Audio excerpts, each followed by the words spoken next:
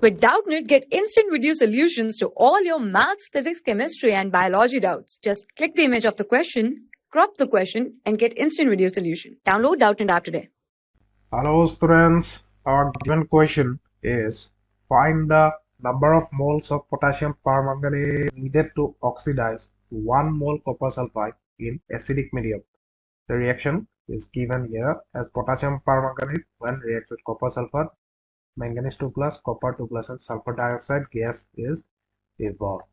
Okay, so we have to calculate the number of moles of potassium permanganate which need to oxidize 1 mole of copper sulfide. Okay, so here the given reaction is, so we can write that as a where our manganese is in +7 oxidation state.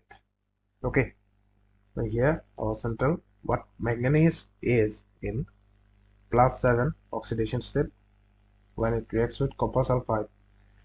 So it will produce manganese 2 plus and copper 2 plus.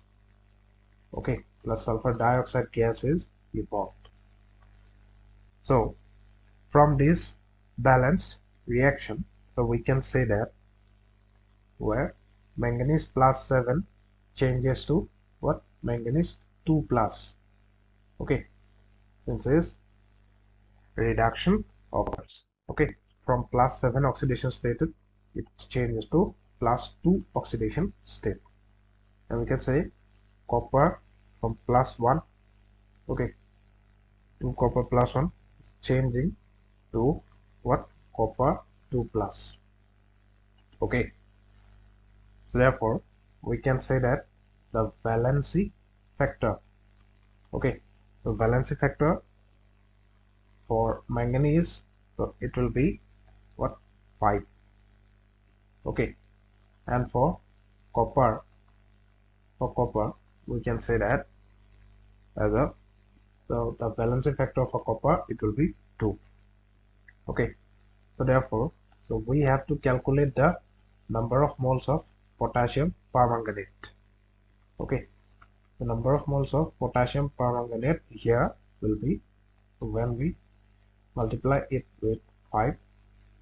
Okay, again our given number of moles of copper is what, so in question it is given as 1 mole of copper.